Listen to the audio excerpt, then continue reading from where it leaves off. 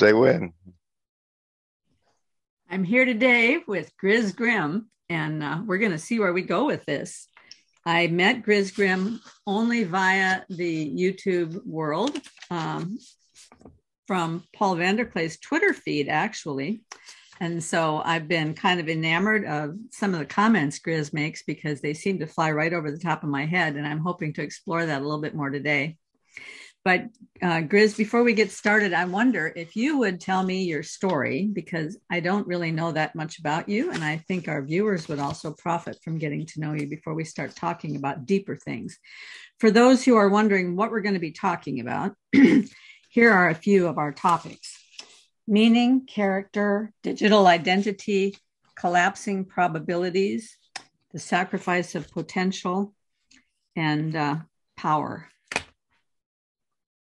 Well, I'm Griswold Grim of the first LARP Ingression Protocol, and I'm also a YouTube channel guy, thanks to Paul Vanderklay and they need such little encouragement. And as such, since the mind control on this one is going to be very deep for my audience, I roll these things called savings throws, and I'm going to run through that real quick. Everyone gets to pick either survival, social, wisdom, or heart, and that's their number out of the 4 I roll. And if it's over 10, then they take half damage from the mind control in the rest of this episode. But if the number is below 10, they are fully susceptible to what goes on between us here today. The survivalists got a 17, so that's half damage for them. The socialists with an 11. The Sophiologists with an 18, and those who chose heart, a 12. Everybody's gonna take half damage today. I think you protect them in some fashion. My story goes something like I rip ban Winkled myself in video games from about 20 to 40. And then I came back, I was called back into this material reality by falling in with the truther community.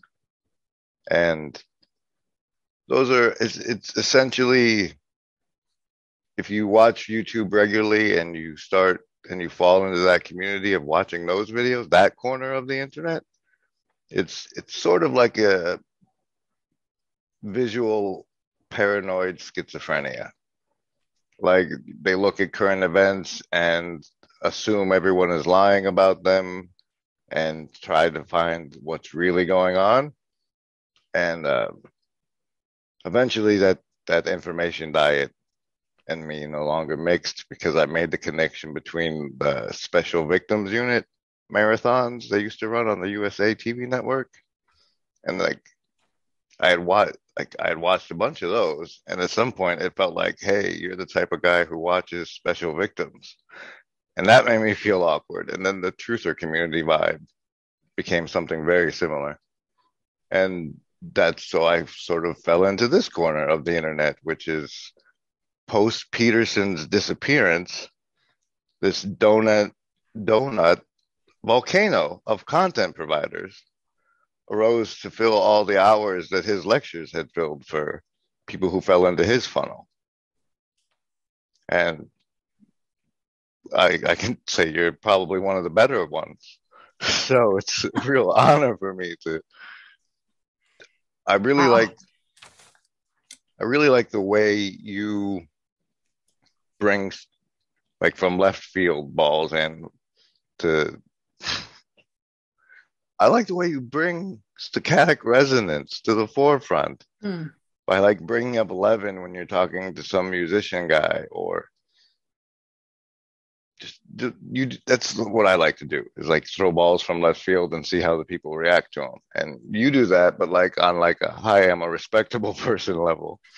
And so, well, it's not that I'm not consciously bringing in a ball out of left field. It's that my head is inhabited by this picture that's got all these parts.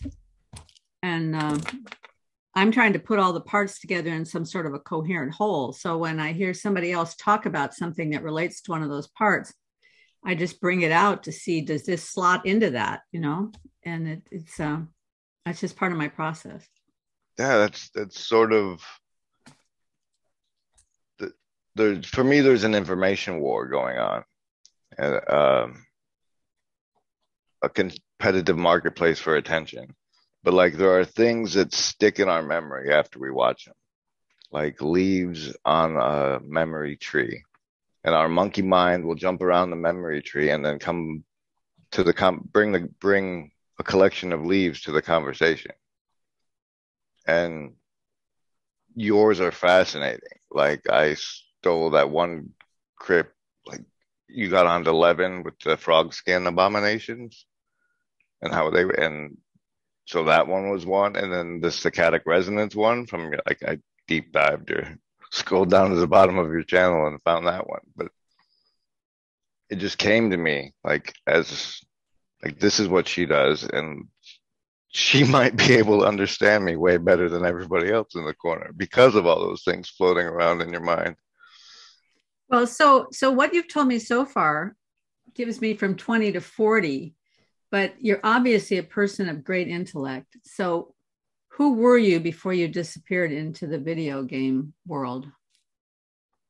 I was someone who ended up going to elementary school a year sooner than all of my conspecifics. And so once high school finished, I said, well, I'm going to take a year.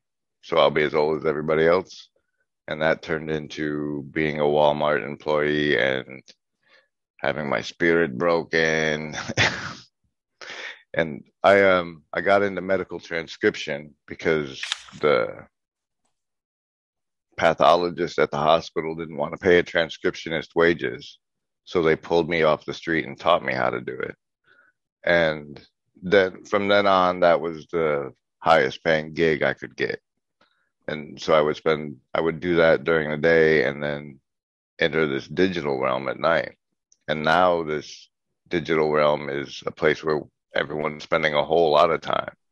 Would you say that might be because your intellect wasn't being properly stimulated, and that's why you disappeared into the digital realm? I mean, do you think if you had made the decision to go on to some form of higher education right out of high school, that you think that would have made a difference? Or do you think you just were kind of on that track towards a kind of I don't know, would you call that a nihilism when you disappeared into the digital world? Or was it just boredom or looking for excitement? Or what do you think sent you there?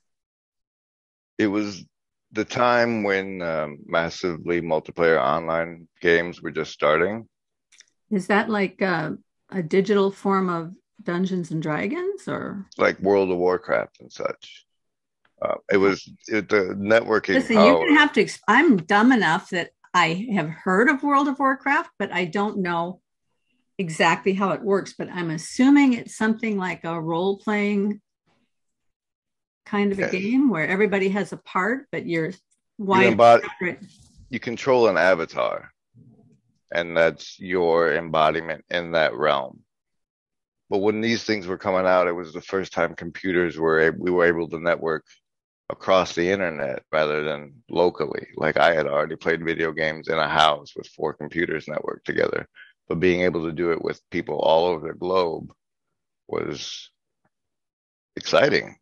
Well, so let me ask one more question though about World of Warcraft. So does the digital environment add anything to the game, or is it still that the internal imaginations of each player as they're moving themselves around in this virtual world that you create as a group of players? Are you kind of creating your own game, or is there a game there that you're playing? In the case of World of Warcraft, it's very tailored to give you an experience. Like, there's boundaries. You go on missions and raids, and they set it up so things are multiplayer for people to do together. But it's a handcrafted experience, each mission. It's not It's not a sandbox type game. The one that I got sucked into was a spaceship one where I was flying around as a fighter pilot, and they had no crafted story. So it was only us making the storyline. And that I was meeting people from Europe and whatnot was exciting to me at the time. So that helped hold me in as well. And so that feels like real relationships with people, I suppose. Absolutely. There's an anecdote I have from the space game days where one of my wingmen in my squad, who I flew in combat with all the time, had an appendix problem, and he like in the hospital, he's calling like screaming to people in the real world about his wingmen in some space universe that nobody understood. In the delirium of the fever from the appendicitis or whatever. Yeah, because that world becomes very real to you. It's the bonds and the experiences are still sharing experience with other human beings. So that part's just as real. But the experience is a simulation, falls away. And like there was points where it was more important to me what I was doing in that universe than surviving in this one. And I think that was like 20 years ago. Now it's getting like humans get better at whatever they do. And now we're getting better at fake synthetic experiences that are more stimulating or engaging than people misattuned to the reality. Do you ever get a little bit worried about this little corner of the internet that we're doing the same thing? This is a video game. I know, you know what I mean, because we get to know each other. We're developing these virtual relationships. We talk to each other on Twitter. We talk to each other through these videos. We get these high-level intellectual conversations going that are very stimulating. And then we drop back into the real world and nobody knows what we're talking about or how to interact with us. And our family members kind of look at us like, who are you? You know? I think we're pioneers. Like for me, the visualization is a channel on YouTube, etc., is a ship.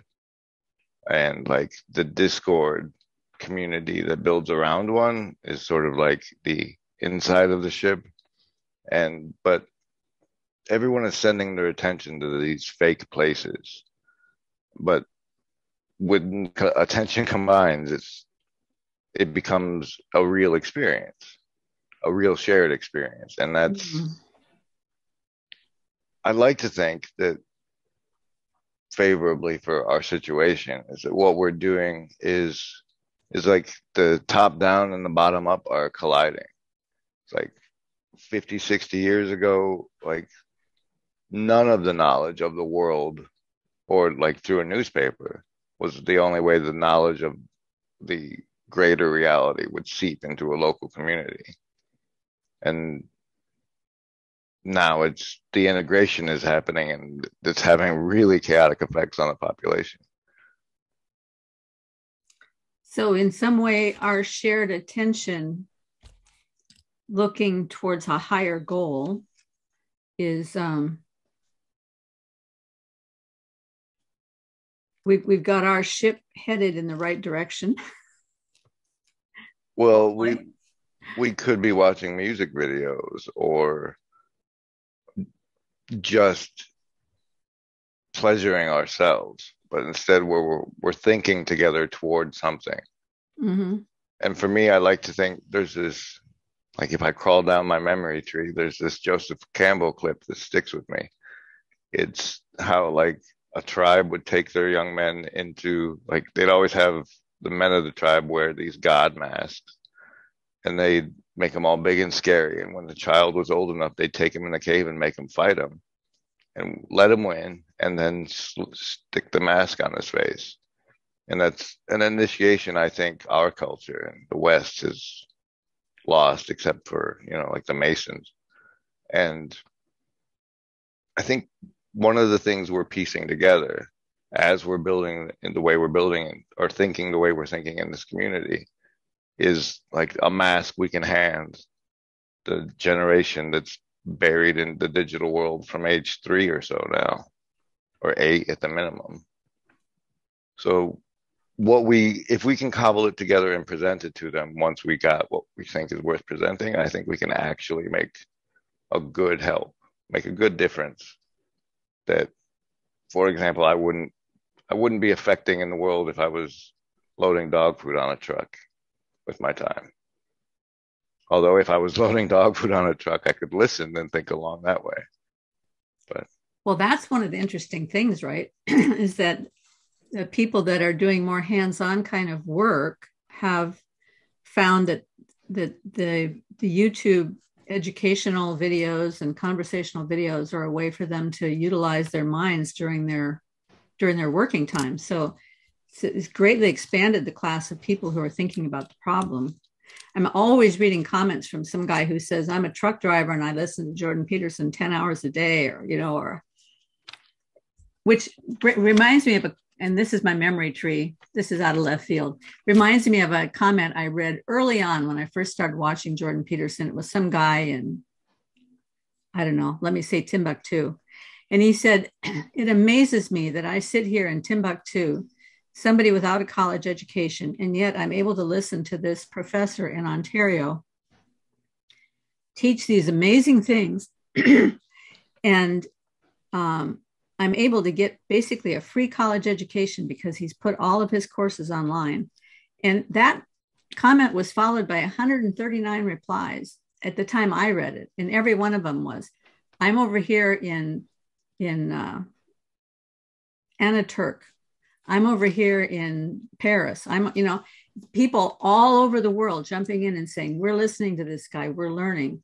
So basically we're creating a kind of a hive mind, maybe, that's all focused on the same goal, which is, in Peterson's verbiage, the higher goal, the star above the horizon that orients our thinking, orients our perception.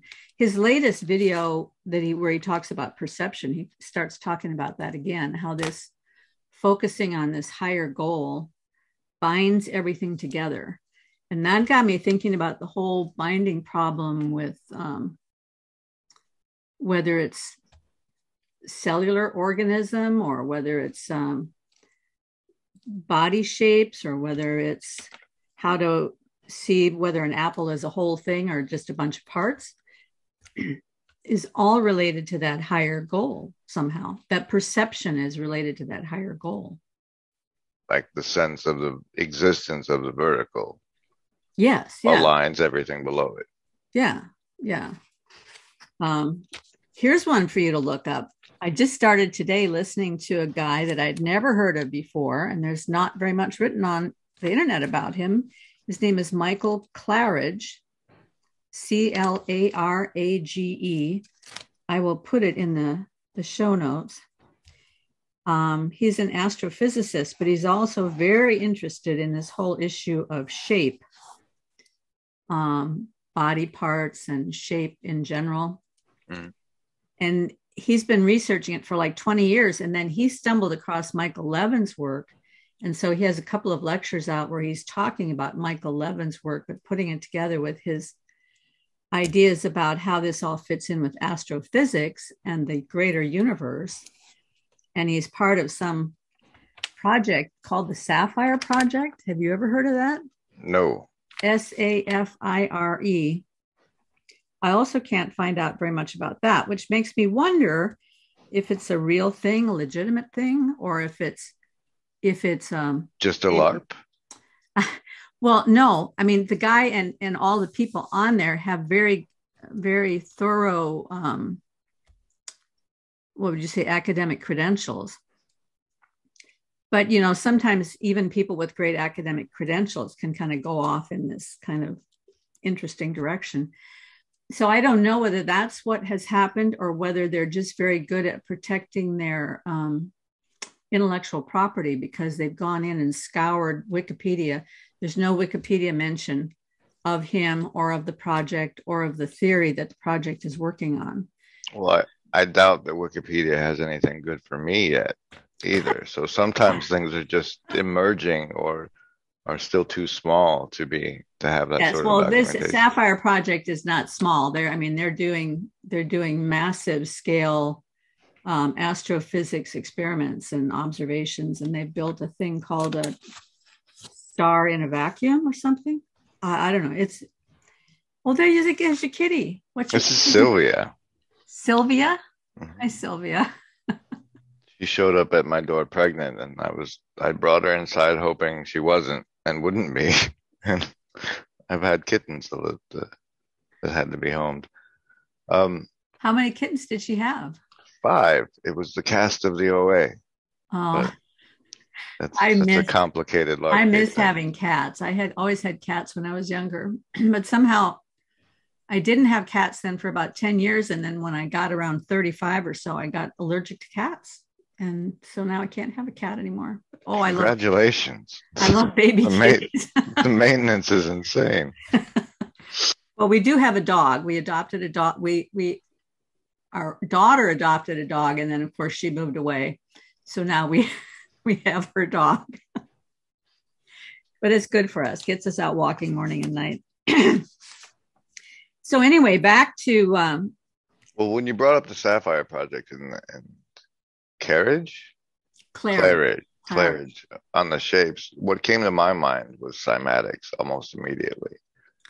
And That's where there's electrical stimulation in the water or something, and it creates these shapes well, or vibrations. most of the videos you can find on YouTube will be like sand on a drum. And Okay. then as they tweak the vibrations, the sand like will bounce and form different Mm-hmm. shapes and patterns in it. Mm-hmm.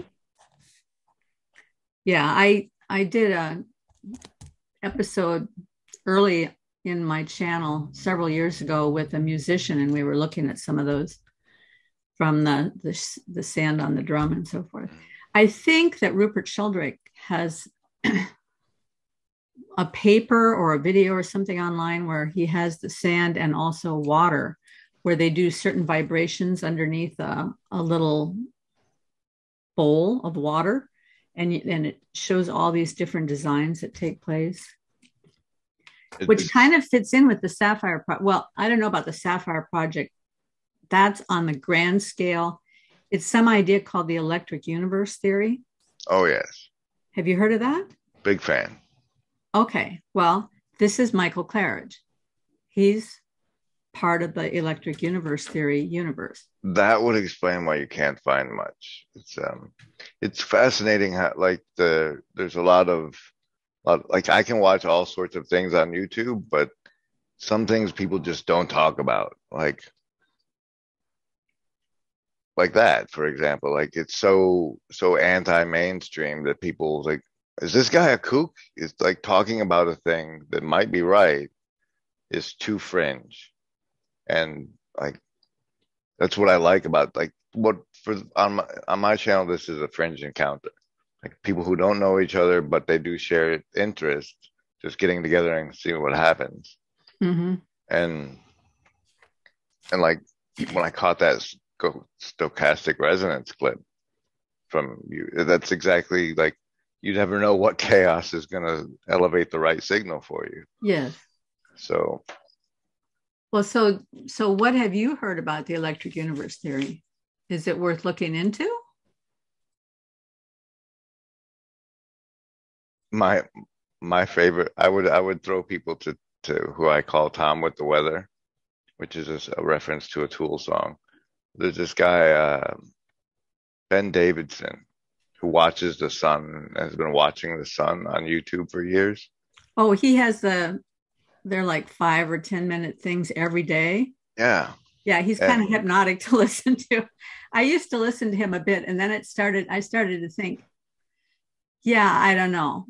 Sometimes it sounds like he's making stuff up. So, like fringe wise, he's pole shift and a little disaster porny, but it's like one of those things where like I can't get respectable people to debunk him, and he's published a textbook from his perspective. So he's trying to be taken seriously.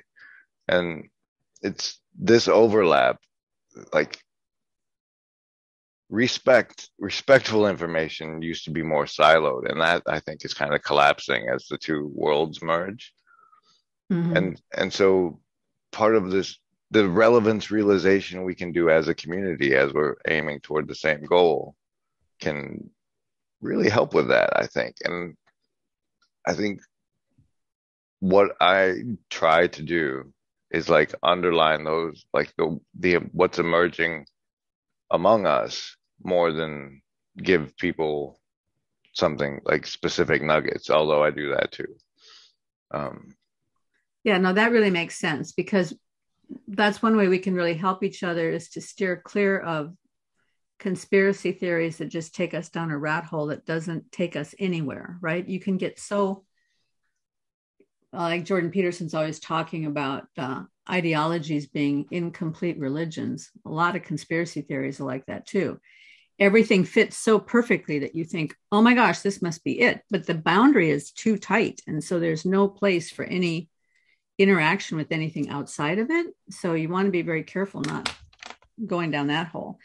I guess one of the things that fascinated me about this Michael Clara is he's got this big project where he's looking at, I think the electric, okay, I've only read a little bit of it and I just started on it this morning, but I think the electric universe theory idea is that the sun gets its power from electron bombardment from the outside, not from thermal energy from the inside, which is a very strange idea. But they're doing experiments to falsify or, you know, or verify. And that's the big idea. But on a smaller scale, he's interested in shape, because he feels like if there is this electric field that is somehow adding form and meaning in the universe, then that electric field is also operating at a much smaller scale. And so he got interested in watching Michael Levine stuff, but some of his own research in the past, he had done some work with leaves where you take, apparently every living thing gives off light. It's very minimal. It's a light that's not observable unless you have, you know, special machinery. But if supposedly if you put me in a darkened room and then you shine this, not shine, but you use this tool to look at me, my eyes will actually be shining. There'll be a light coming out of my eyes. And they've found that that's the same thing is true even for a leaf. It gives off a certain kind of light. And so when they're looking at this through this, I don't know, spectrograph or some sort of machinery, like I said, I just started looking at it today. You take the leaf and it's got this leaf shape, and then you cut the leaf in half. Well, you put the leaf between two slides and look at it with this machine, and you can see the form of the leaf, the light around the outside of the leaf, which shows you the form of the leaf. Then they cut the top half off the leaf and put it between two completely new slides so that there's no contamination from the previous slide. And they look at it again with the machine, and the whole leaf is still there. So even the part that's cut off, the form is still there. Form is visible. That's fascinating. Yeah. So, and then he went on from there to talk about Michael Levine's work with, you know, cutting off the head of the planaria and all of that stuff. And Michael Levine's work does tie into this idea of electrical impulse dictating form, or at least communicating form in some way. So that's why I found him kind of interesting, because he's not just looking at this strange theory about the sun, but he's also bringing it down at every scale. And that's kind of what I'm interested in, is scaling things down, because if it scales all the way down, then you can also scale it all the way up. It's very hermetic principles. That, so I've heard a little bit about that, but not much. That's and kind of in the realm of alchemical, or most well popularized by the Kabbalah. They say Hermes Trismegistus wrote it, and it's 8 principles by which to understand the universe: rhythm, polarity, gender. But the first one is all is mind. So that's their basis. Now, so do you have a link for that? Because I haven't looked into any of that stuff. I saw a really good video on it not long ago. I'll send it to you via Twitter or Okay. something. Yeah, that'd be great. See, part of what I'm trying to accomplish with my lobster monkeys is there's these information processing skill sets, like bringing like someone who could find the clip of what we were just talking about and run it while we were talking is a skill set that otherwise over intelligent unemployed people could develop. And I think it levels up the whole network. Whether or not it results in any financial gain in any time in the near future is hit or miss. But I think it's important work that we make, that we share the good things we find and throw them in a big pot and see if it's nourishing, more nourishing I than could Hollywood. not agree more, but I am just not technically proficient enough to do that stuff on my channel. But if anybody wanted to volunteer to do it on my channel, I'm in. Yeah, I'll give you all the links. That's one of the 12 monkeys is finding the stuff worth sharing, and other monkeys get it ready and digestible for other people. And I think we're working together, and as soon as the more we recognize that, the easier it'll be to collaborate. So, yeah, you mean to level up the quality of our production? Not our production, not from that angle, but from the resulting product, the derivative works.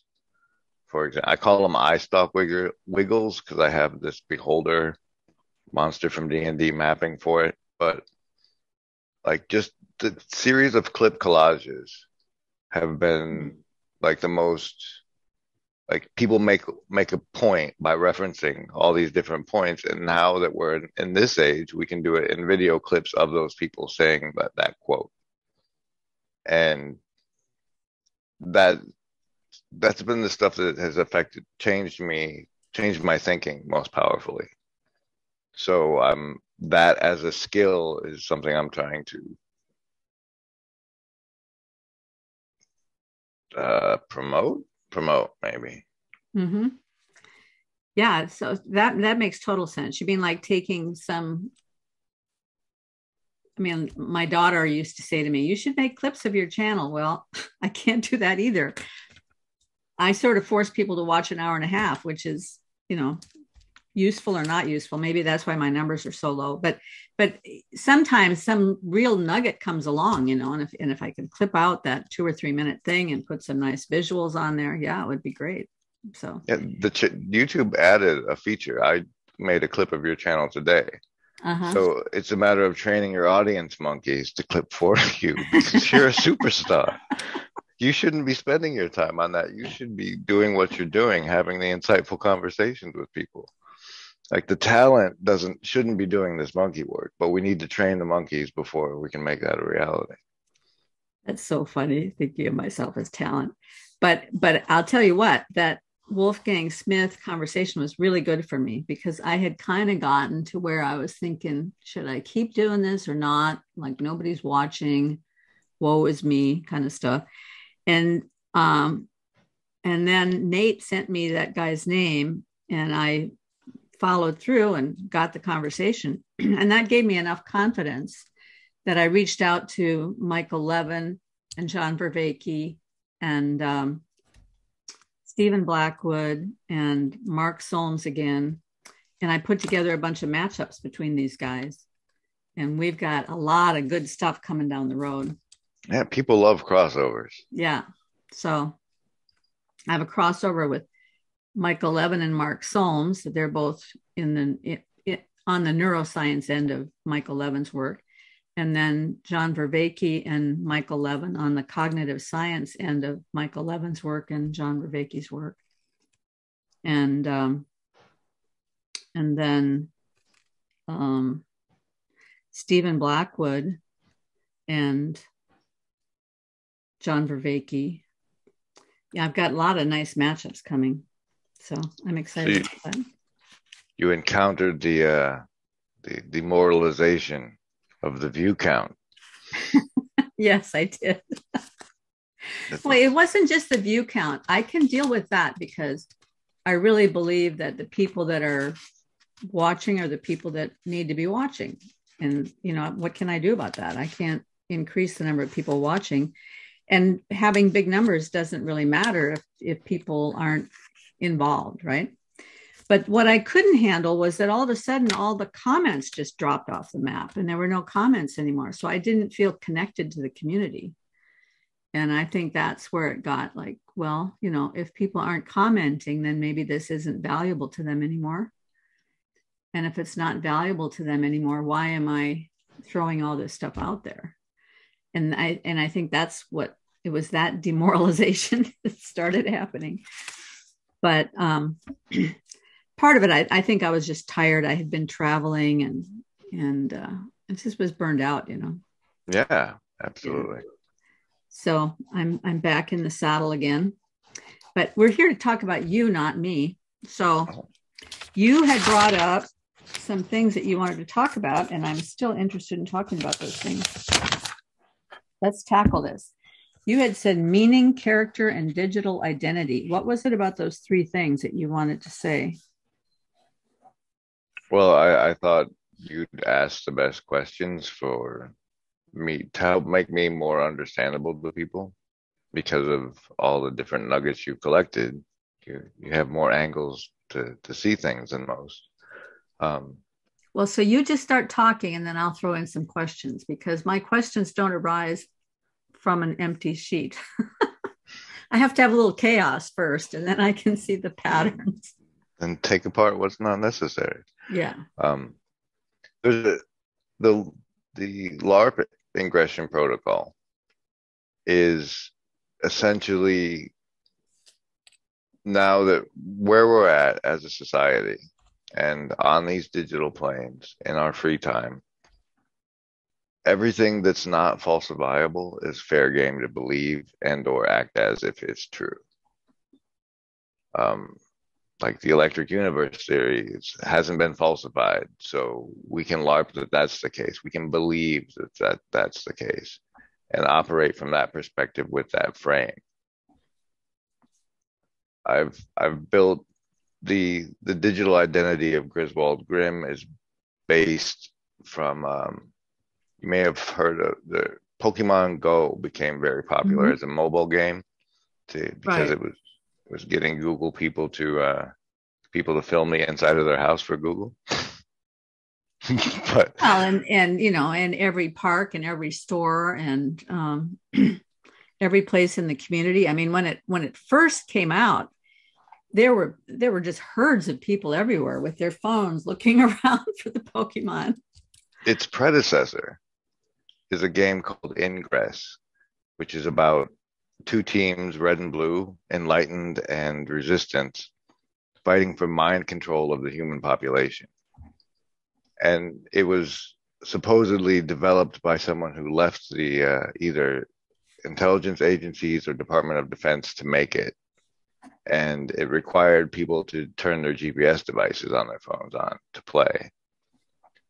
And early on in the game, like agents who you became when you started playing the game were to submit places to be portals.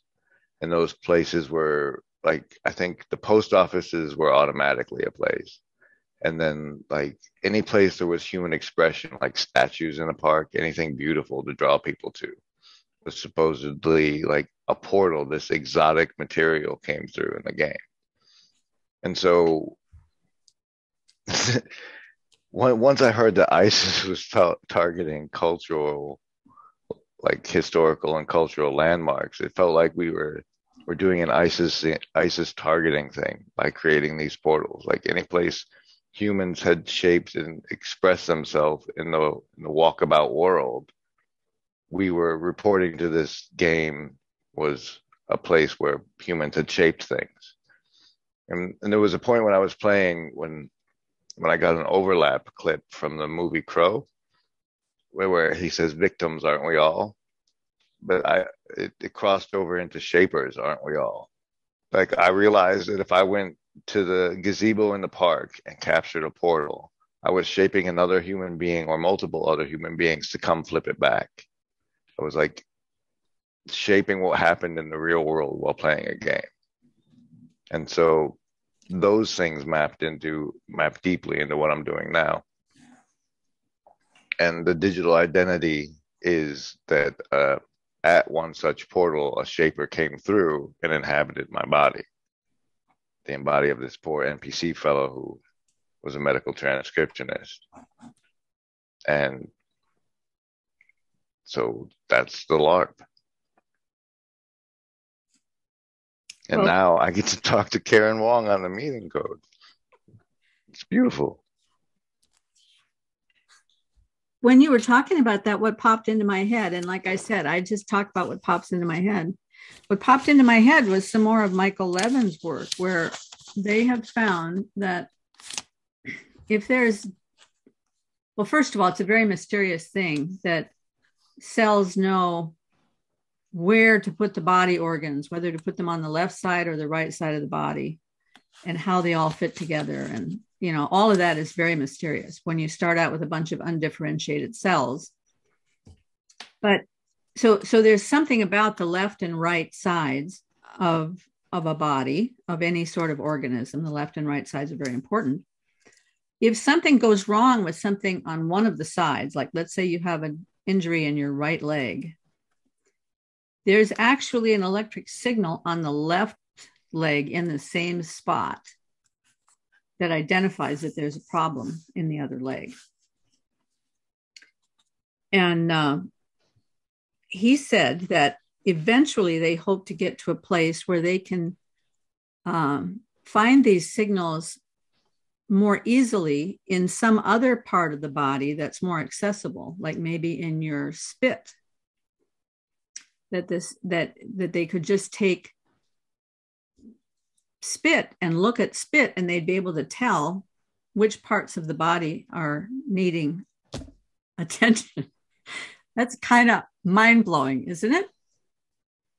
Well, because it's too hard when you get into a human body, it's too hard to look through all the layers of cells to get the information down deep inside a human body. But if they can learn how those signals are being generated, then eventually they should be able to get to the place where they can take something that's easily accessible, like spit, and find the signal in there of what's wrong in all the various parts of the body. First thing that occurred to me when you were speaking on that is Bruce Lipkin, I think is his name. And he talks about. I used to watch him a long time ago, but I can't remember anymore what it was. I remember him for stem cells and caterpillars. Yeah, And how the most sticky memory of him is the imaginal cells.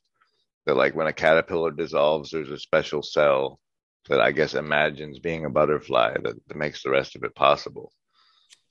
I didn't know that they called them that. I knew that when a caterpillar goes into the,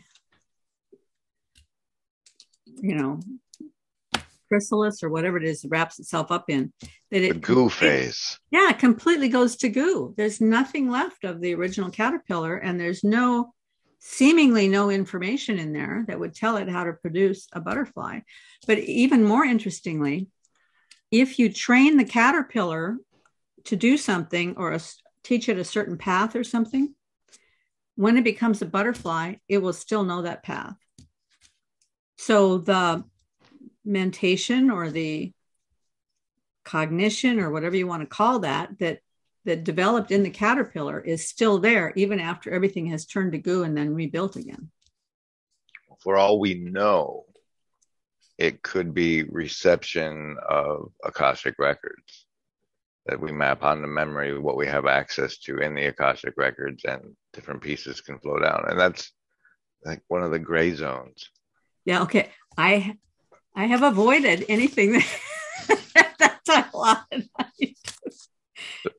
I will look into it, but I don't know. I avoid things that look like shouldn't that. have to. Yeah. We have people who look into that for you. We'll bring Okay. anything good.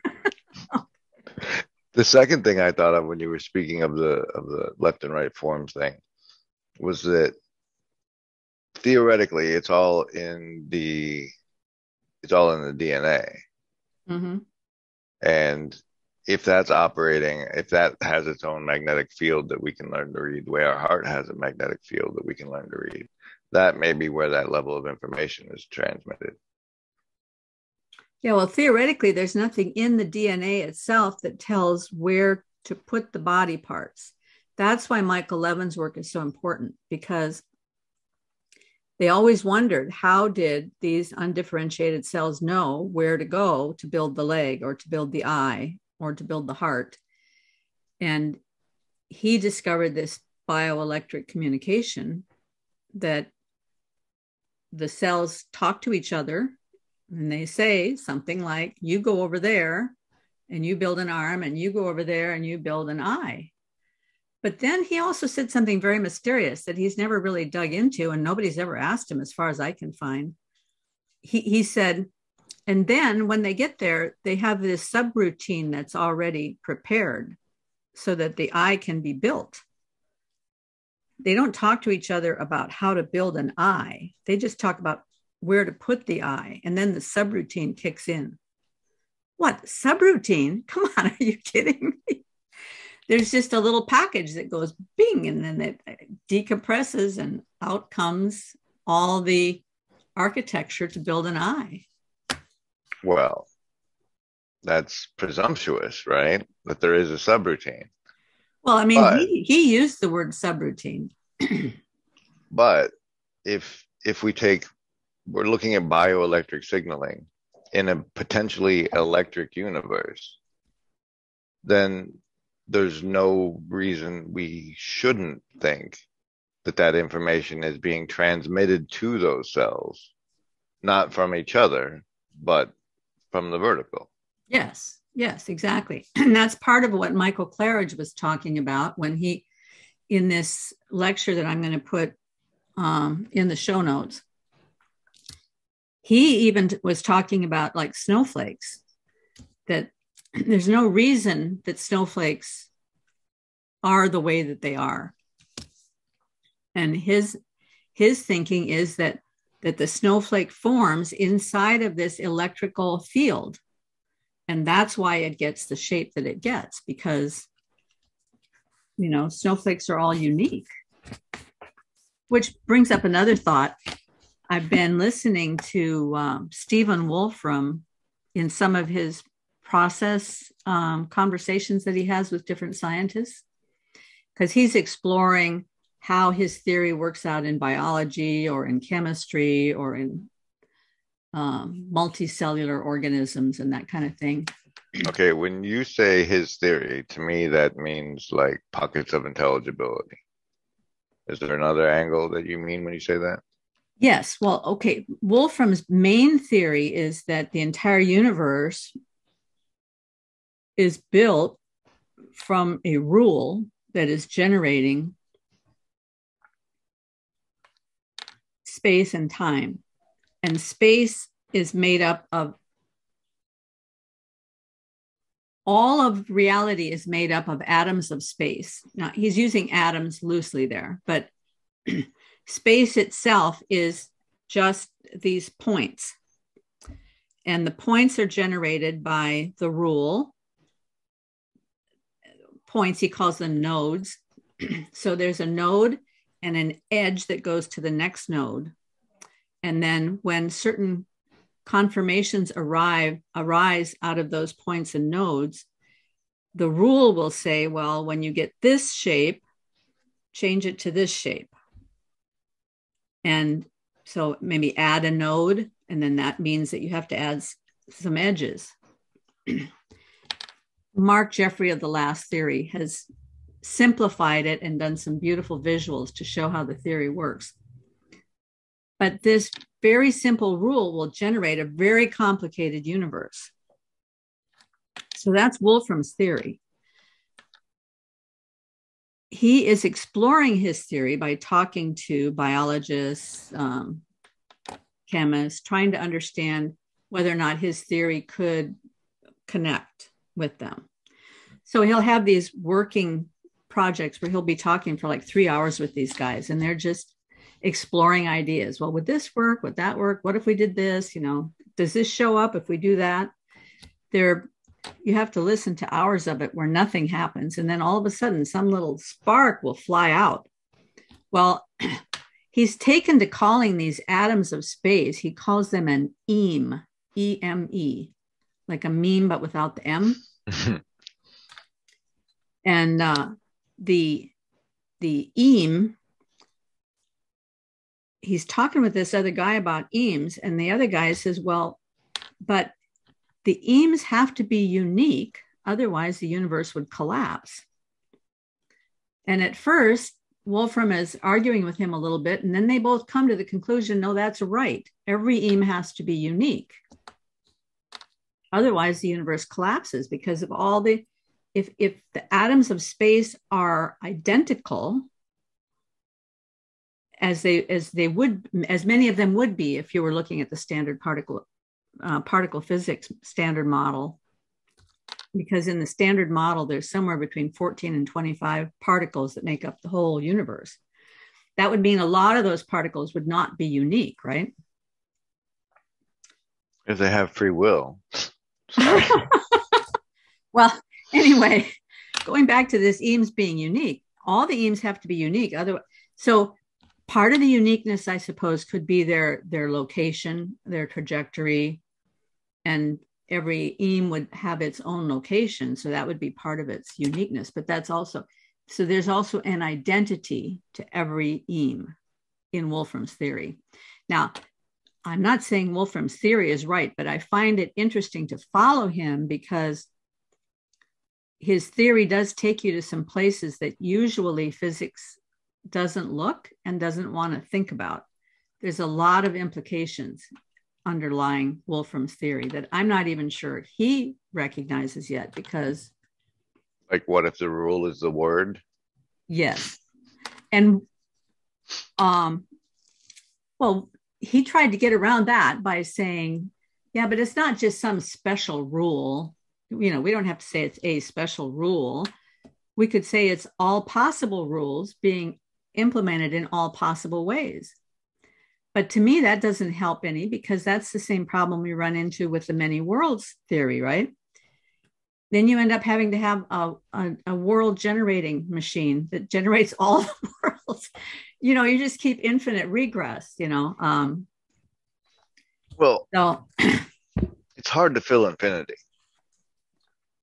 So, like, where reality is a fish tank and we choose where we swim, like, because the probability collapse. That's one of the things I wanted to talk about is and how it relates to sacrifice, because anything you choose to do is a sacrifice of all your other possible realities. You're choosing not to experience all billions of possibilities when you're experiencing whatever it is you're experiencing. And recognizing that sacrifice, like, definitely helps you make better use of your free time. I mean, obviously, that's one of the principles that goes all the way down to the bedrock of the universe, right? I mean, one of the things that got me thinking the way that I think is that years ago, 1981, I went to an economics conference on Austrian economics. Actually, I got a scholarship to attend a 1 week long symposium, they call it. Well, it was the most amazing week that I had at that time. Certainly, I was newly elected to the legislature, and because of that, I got a scholarship to go. It was in upstate New York at this old mansion, and the Foundation for Economic Education was funding these things every year to have a week-long conference with some of the greatest minds in Austrian economics, and you could sit at their feet and learn from them. And live in this old mansion while you're there. I mean, it was all expenses paid. It was just amazing. I can still remember sitting around these tables with these people in the kind of glow of the light around me and just how lovely it was. And some of the things I learned there, I've never forgotten. But one of the things that occurred to me, because I was also a very new Christian at the time, it occurred to me when they were talking that free market economics is a principle that's built into the universe. And it's something that scales everywhere. And this opportunity cost thing is a principle of economics that scales everywhere, right? It certainly scales with this whole idea of sacrifice, of making one choice means that all the other choices disappear. It's Jordan Peterson standing on the threshold of the infinite possibilities in front of you and having to find your way through. The only way you can do that is by looking at this higher goal, and then everything will kind of make a shape in front of you for you to follow. And it's a mystically beautiful picture. I object to your only. Only. What was the only? Where did I throw in an only? that when you're standing on the edge of infinite possibilities, the only way to make your way through. Oh. Yes, the best way to, let's say the best way. There you go. That I can get on board with. But you can definitely just float. Yes. The river of time takes us through one way or the other. Yeah. Well, you've gained a deep wisdom by that floating process, Griz. I hope so. I hope it all pans out to be worth something to everybody else on the way. I like being useful. Yeah. Do you want to talk about that at all? I don't want to dig too deep, but it seems there might be some pain stuck in there. And I have some hindrances. I have an irreverence hindrance that makes things difficult. It's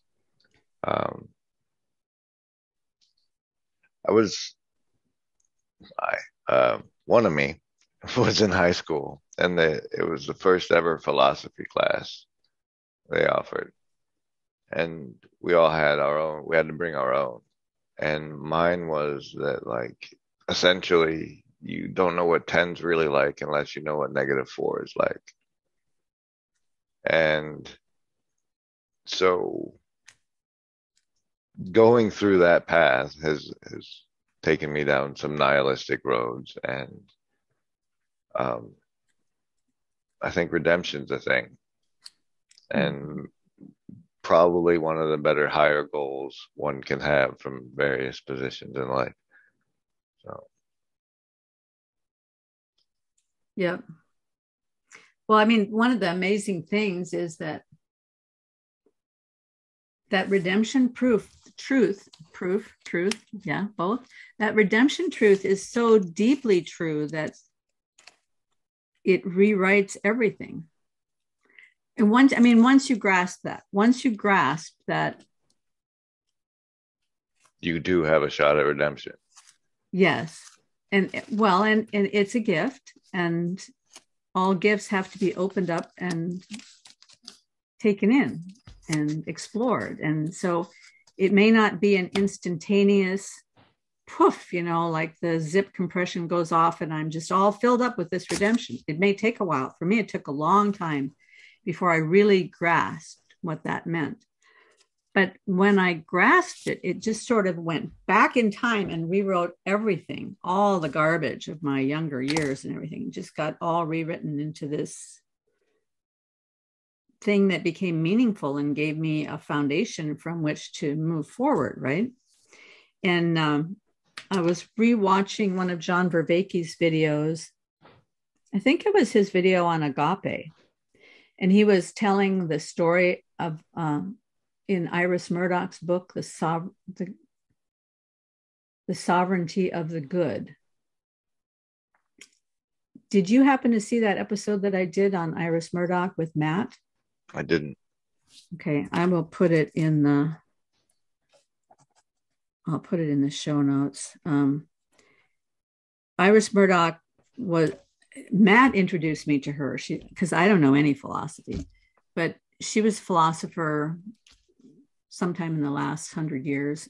I think she probably died only maybe 10 or 20 years ago.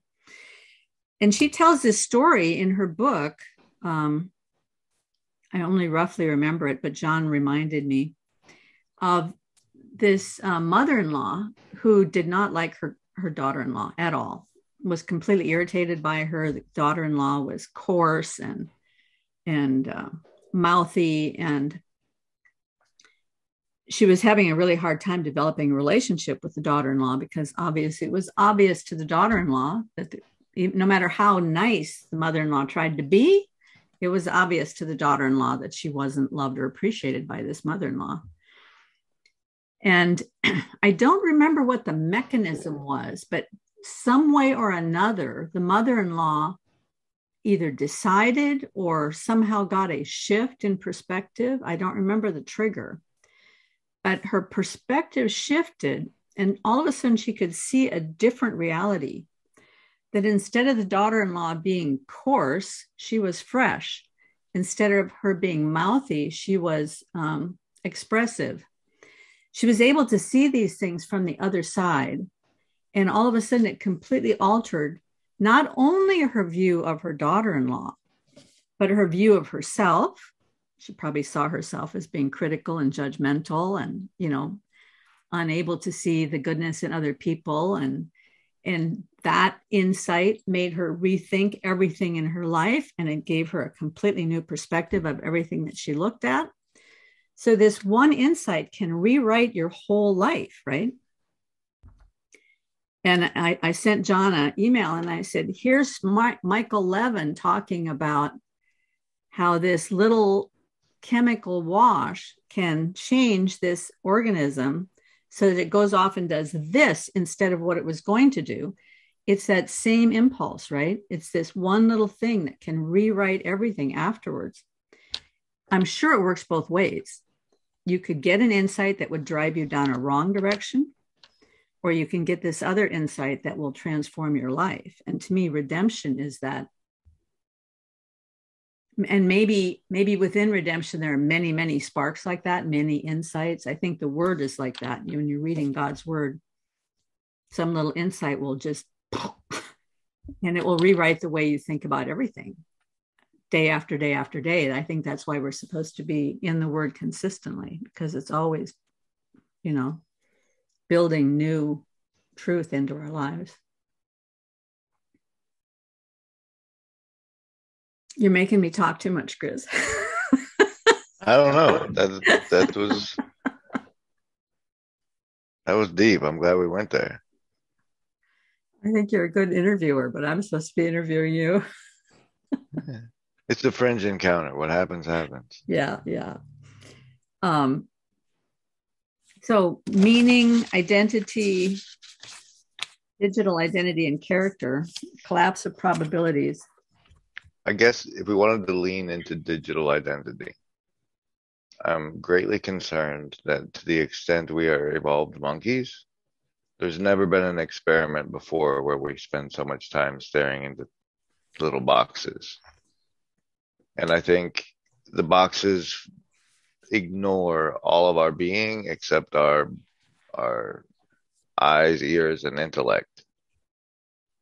And that as such, we are in grave danger of being disembodied within ourselves, as there being a disconnect between our bodies and our identities. And that's why I think Paul Vanderklay and friends should push Paintball for Jesus to help re-embody the disembodied youth. So what is paywall for Jesus? I haven't Paintball for Jesus. Oh, paintball. No wonder it didn't make sense. You can paint the walls as well. Paint the wall for Jesus. No. I thought you said paywall. Oh, paywall for Jesus. You want the good stuff, you're going to have to pony up. I have a patron. Those shirts, look at this. Just kick them and go. Yeah, I thought that didn't make sense. So, almost as much as paintball for Jesus is not really speaking to me. What does that mean? It means churches seem to be content taking in the people who finally come around, and they need to be revivified with the youth, who are currently being seduced into the digital realm in multitudinous ways, and that they would benefit from being embodied. And one way to do that would be if churches sponsored a paintball team where like 6 players from the Baptists and 6 players from the Methodists would face off in paintball for Jesus, where all of the competitors were members of the churches, because like paintball is not free and there's lots of poor kids. So, Well, I mean, on the one hand, I think, yes, of course. But my observation over the years that I've been a believer has been that one of the downfalls of the youth programs in churches is that they've focused everything on having fun instead of making faith something worth dying for. yep. Oh, there is the angle that it's also teaching the faithful urban combat, but I don't push that so much. We're going to clip that part out. For the highlight reel. Yeah, no, please do not put that on a highlight reel. Well, I do think there has to be some way to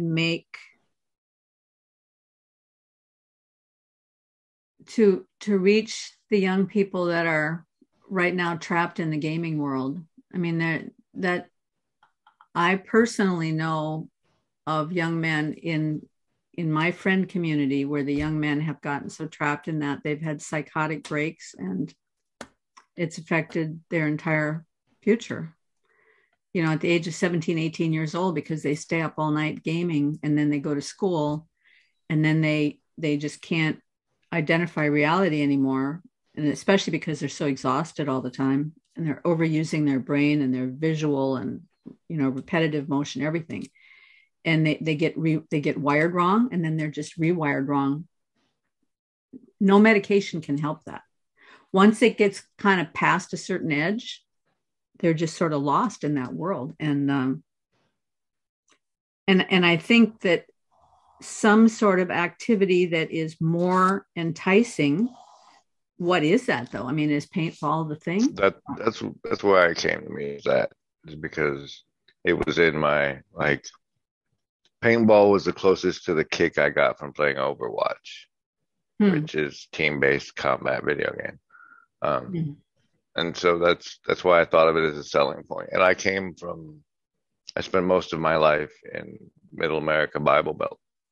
So there's like in this town, there's about as many churches as dispensaries, but I think the dispensaries have overtaken it now. But like historically and famously, communities were able to rally around high school football events. And so for me, the notion of making it a competitive event that parents and everyone could go cheer for their people, and that would also pull them out of the game and give them a real thrill, or at least a better simulated thrill, was worth the time and attention to promote.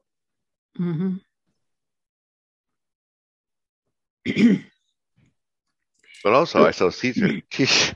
Well, so I was going to ask you, I mean, are you associated with a church or involved with a small group of any kind, or do you? No, I still mainly exist in a digital plane, like voluntary isolation, especially since it was involuntary for everybody. There was a lot of hope that the building of the information processing part and whatnot was going to flourish, because everybody was being forced into more screen time, and there was a lot more brains and such in the sphere. Have you thought about expanding your horizons to more real life relationships? It doesn't feel like an expansion. Well, yes, I understand that, but but it truly is.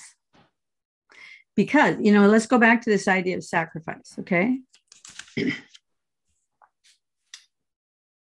There's a purpose in sacrifice, right? There's a higher purpose in sacrifice. So let's say, as an example, that you sacrifice some of your time online with great intellect. I'm making fun of myself. Let's say you sacrifice some of that time in order to go out into the community and join a hiking group or become part of a small group in a church or something like that, where you meet a bunch of people that you don't particularly like, you don't have that much in common with them. But you're willing to submit yourself to the organization of the group in order to maybe learn something about yourself and to serve others. And it's going to feel like a sacrifice. It's probably going to feel like a sacrifice for quite a long time. But over time, what you discover is that you start getting a deeper appreciation for these people that you don't seem to have anything in common with. And you start seeing where there really are parts of you that match up with parts of them. And you start learning a lot of things about yourself, like the places where you're not willing to sacrifice, because our natural tendency is to be incredibly selfish. I mean, the first thing I learned when I got married was how selfish I was. But then I didn't really learn exactly how selfish I was until I had a baby. And then I have to be taking care of this other person all the time. I have no choice about it. Or, and so when you're part of a group of people where you commit to each other and you commit to serving other people, you explore that whole aspect of yourself that's so selfish. And little by little, you can let that get carved away. And you can grow more and more in the avenue of serving people. And that's what we're shaped for. We're shaped to serve one another.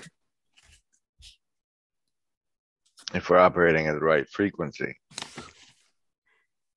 Yeah. That does make me like throw back to, I really wanted to bring up Schumann resonance when we were talking about all that other stuff. Schumann resonance? Yeah. That's SCHUMANN? Yes. The musician or somebody else? I'm not sure who it's famous for, but it's apparently the frequency at which the earth hums.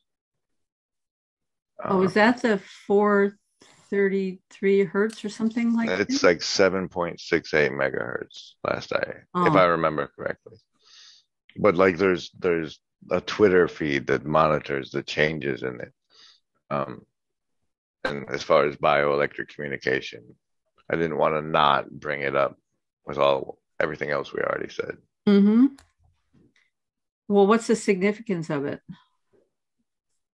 That maybe the bandwidth at which the cells are receiving the information from wherever, like the planet, the life sphere we're in, it's apparently the tone the earth hums. And I just thought it may be relevant to all the other things we discussed, and I didn't want to not toss it. I pulled it out of a rabbit hole once. Yeah. But I think it might be related. Well, I mean, it's interesting. I had heard that there is some sort of a theory that we used to always tune our instruments to a harmonic that was natural, and then we started tuning them slightly differently. Because the Rockefellers told us to. Oh, is that? I've been down the rabbit holes. Rockefellers, they did everything.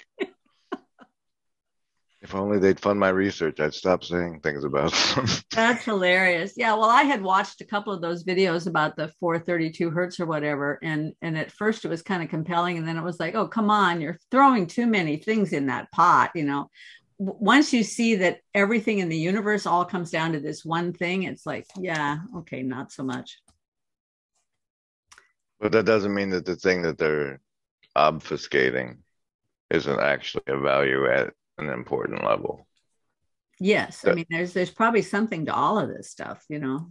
It all fits somewhere probably, but at a certain point, you have to limit. Each of us only has so much bandwidth, and so you have to limit your scope of inquiry to something that you can handle. mhm. I sometimes get recommendations from viewers, and I think, yeah, no, I'm not going to go there. I don't have the time or the intellect or the bandwidth or anything else. But if they brought you a clip from it, Yeah, 1 minute clip maybe. But then yeah. that's the problem. That 1 minute clip can capture your attention, and then you kind of go down the rabbit hole, and then you're lost. Yeah. So I want to get back to this thing about your intellect. So you started school a year early. Was that because No, I took a year off after high school because of yes, the but age you difference. said you started school a year earlier than the other kids. Yeah, I was 4 because I was a September child and school started in September, so I was about to be 5. Was that kindergarten or first grade? Yeah, kindergarten. Well, Uh, that's unusual because usually the inclination of parents is to hold their boys back a year because boys don't develop verbally as quickly. And so oftentimes parents will hold the boys back a year so that they're more kind of in line with everybody else if they have an early birthday like that. I wasn't raised by parents, so Okay, so there's that too. so can you tell me more about that? It was my grandmother and my great grandfather lived next door. Um, they didn't recognize me as different until I almost failed the 3rd grade from talking too much. And then in 4th grade, they put me in advanced placement classes. Um, it's nice to feel special. But by the time junior high rolled around, I was just trying to conform and fit in and pursue relationships and be normal. And there was probably a lot of self-sabotage involved in trying to achieve Mm-hmm. those sorts of things. Mm-hmm. Yeah, I understand that.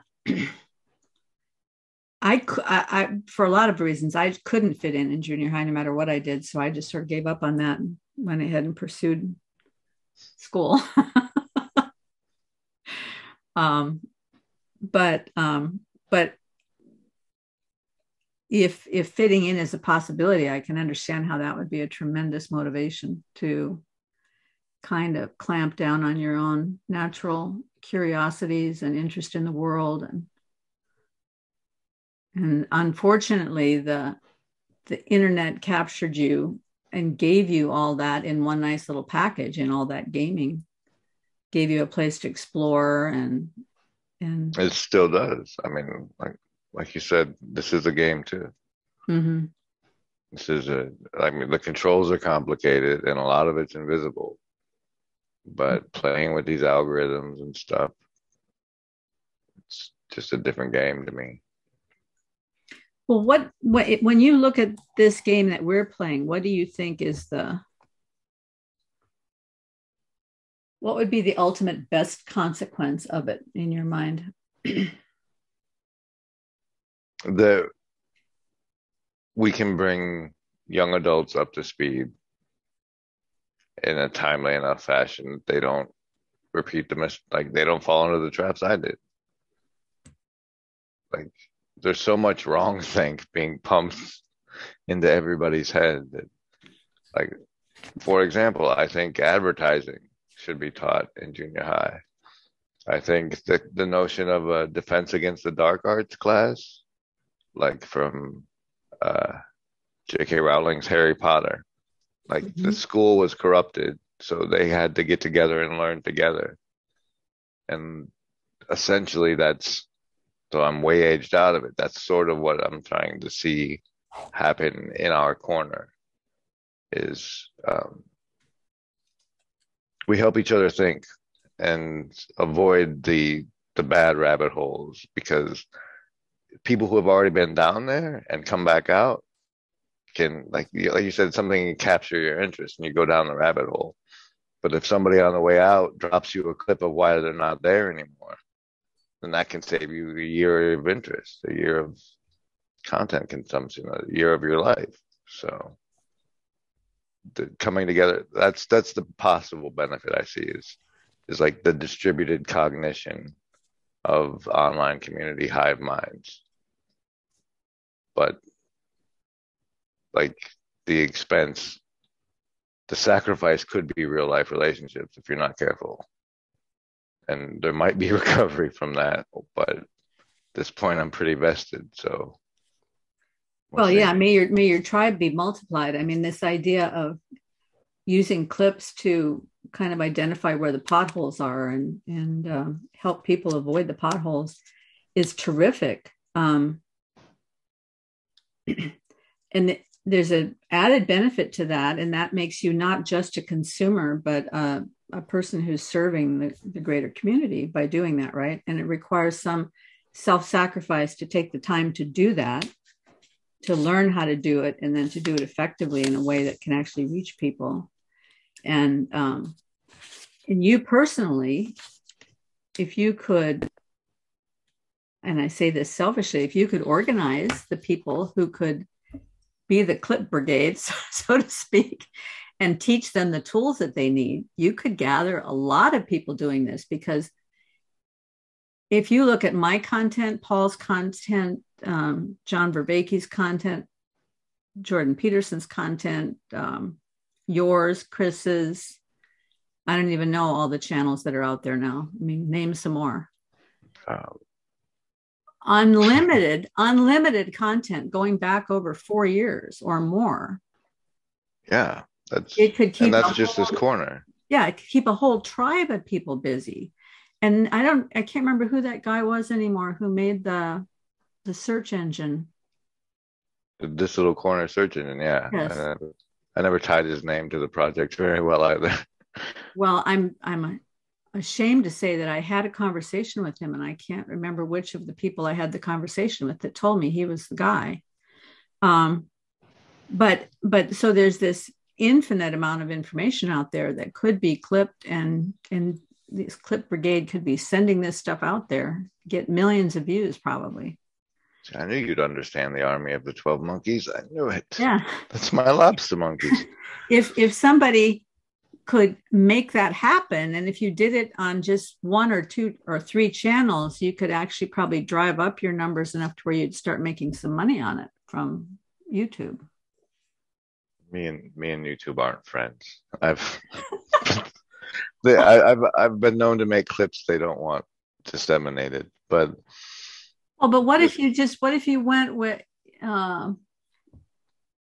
try to avoid the things that get you thrown off, you know? I'm almost going for it as a merit badge, because there's other platforms, and if I can get people beholding this corner, then maybe there's stuff I can go get from. I can do a hero's journey, leave the village, and come back with some treasure. So yeah.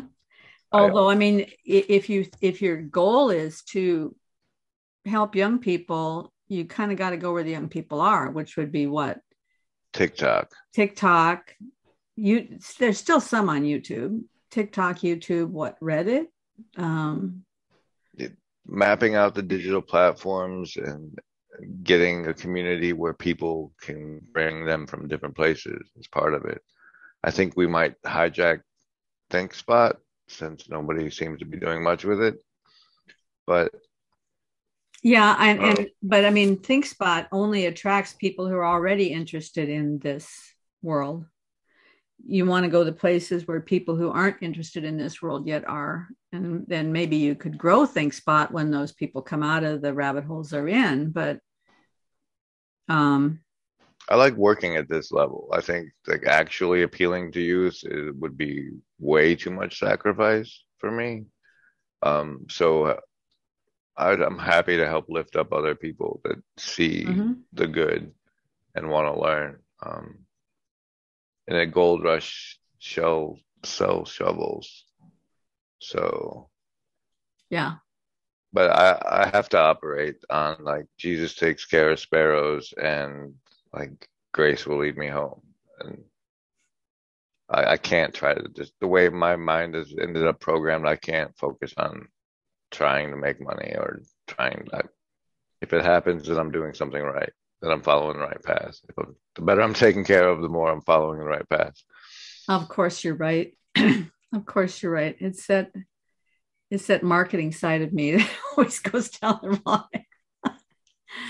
Yeah, I mean, obviously, I'm not interested in making money, but that's because I have the benefit of being well cared for by an incredibly inventive and astutely financial managing husband. So, Well, success also attracts a crowd. So, like to the extent you're doing well, is extend your reach of your message. It's that you shouldn't avoid doing the SEO for your descriptions on YouTube either. But like, there's different sacrifices. well, so where would I go to enhance my SEO? I mean, as far as I know, all I know about on YouTube is in the tag section. I can tag the things and people we're talking about, but other than that, where would I go? Well, I'm hoping to collect monkeys that enjoy finding out the answer to that and then providing them to talent like yourself. But we're still building the Well, boat. let's do that then. Let's say anybody who wants to be a lobster monkey and get involved in the clip brigade, they can make a comment in the comment section of this video. And Yeah, raise your hand. yeah, We'll give you something to do. Thank you so much for your time and attention, Karen. This has been fabulous. yeah. Thank you, Griz, and we'll keep in touch. Please. Okay. Bye-bye.